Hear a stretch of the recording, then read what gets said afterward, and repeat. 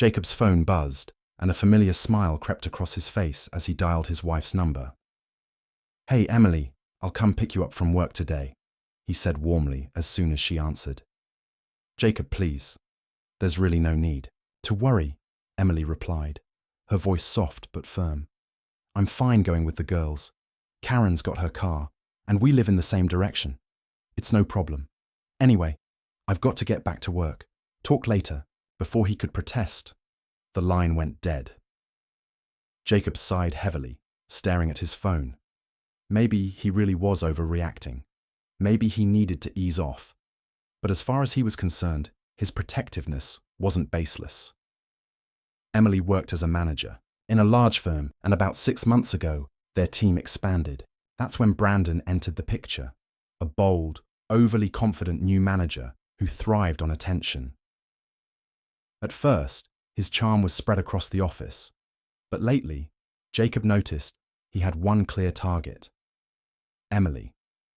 It started small. Emily mentioned Brandon's hilarious stories over dinner. Then Jacob saw him in action. One evening when their car was in the shop, he walked to Emily's office to escort her home. That's when he saw Brandon waiting by the glass doors, holding them open with a dramatic bow and guiding Emily down the steps with a light touch on her elbow.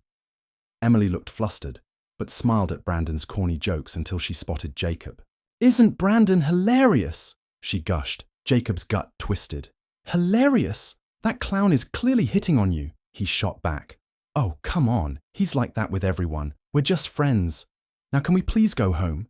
Jacob didn't believe in the whole just friends thing when it came to guys like Brandon. From that night on, he made a point of picking Emily up every day, partly to show Brandon that Emily wasn't available, and partly to keep an eye on him.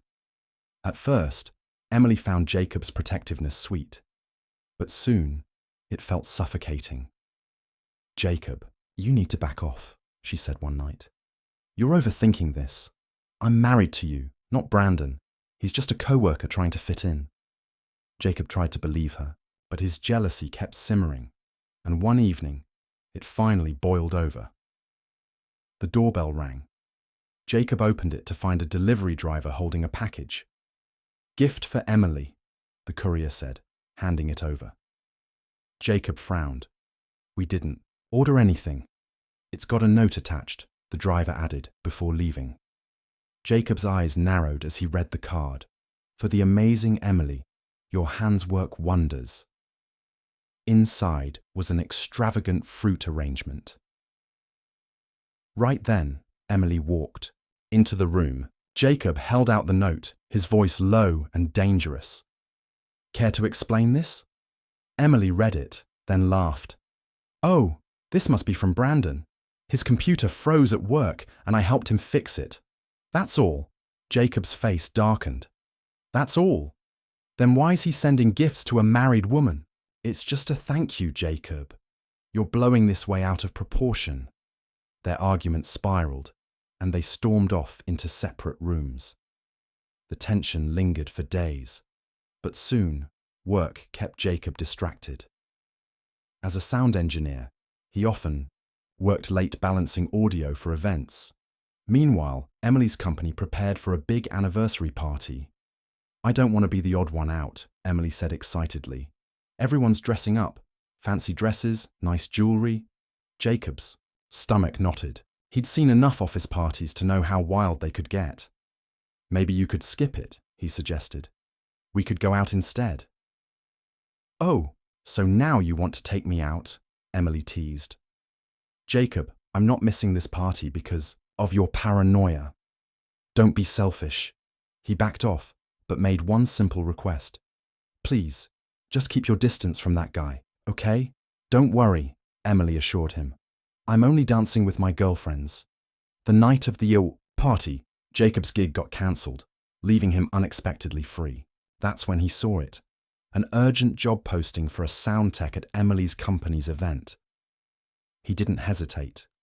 Hoodie up, head down, he slipped into the event hall, taking his place in the sound booth. From there, he had the perfect vantage point. At first, everything seemed fine. Emily sat with her co-workers, laughing and sipping drinks. Maybe I really am overreacting, Jacob thought. But as the night wore on and the drinks flowed, his worst fears came true. Emily entered the dance floor, and Brandon was with her. His hand clasped hers, his arm slung around her shoulder. Emily giggled, leaning into him. Jacob's blood boiled. When the music shifted to a slow song, their wedding song, Jacob's heart shattered.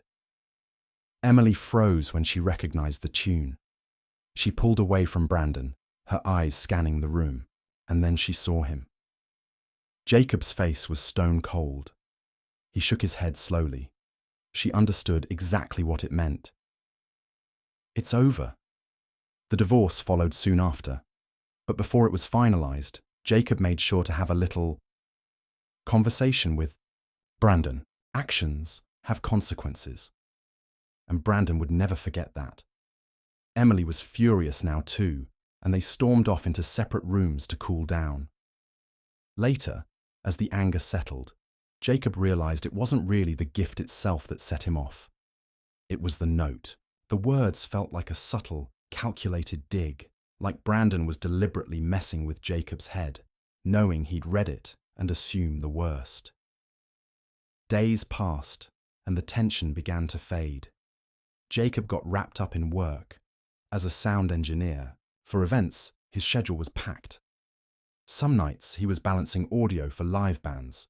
Other times he was DJing at weddings and parties. The busy pace kept his mind off Emily and her overly friendly co-worker. Then Emily mentioned her company's upcoming anniversary party, a big, formal affair. Everyone was planning to dress up, wear elegant dresses and fine jewelry. She didn't want to be the odd one out. The moment she brought it up, Jacob felt a wave of unease. It wasn't the dress or the jewelry. It was what he knew about office parties. He'd seen enough of them to know how wild they could get. The booze, the lowered inhibitions, co-workers getting too comfortable. He suggested they skip it and go out together instead. "Oh, now you want to take me out?" Emily's eyebrow arched. "I'm supposed to miss my company's biggest celebration because of your weird paranoia?" "That's selfish, Jacob." He saw how it looked, so he didn't push. He just sighed and said, "I'm just worried. Please, just keep your distance from that guy, okay?" "You should have just said that in the first place," Emily answered, rolling her eyes. "Don't worry, I'm only dancing with my girlfriends." That eased his mind, a little. The day of the party arrived, and Emily spent the afternoon at the salon. Meanwhile, Jacob's evening gig got cancelled, leaving him with unexpected free time. He threw himself into mixing some tracks for a friend's project, trying to stay busy. Then his phone buzzed with a last-minute job posting, an urgent request for a sound tech at a corporate party. The pay was extra, and the client, Emily's company. Jacob didn't even hesitate. He told himself it wasn't jealousy. He just wanted to make sure everything stayed above board. Besides, he'd be just another guy in the background. The sound guy. Invisible. He arrived in a hoodie and dark jeans, keeping his head down as he set up in the sound booth. The perfect vantage point to watch the room. The evening kicked off with speeches, then a live band took the stage. Jacob adjusted their levels, his eyes scanning the crowd. He spotted Emily laughing with her co-workers, looking radiant and happy. For a moment, he thought maybe he really was overreacting. But as the night went on and the drinks flowed, the mood shifted. The crowd grew looser, wilder. And then, Jacob's stomach dropped. From the edge of the dance floor, Emily appeared, and she wasn't alone. Brandon led her by the hand, a smug grin plastered on his face. Emily giggled, leaning into him. Jacob's blood boiled. Where had they been? What had they been doing? As Brandon grew bolder, his hands lingering, Emily did nothing to stop him.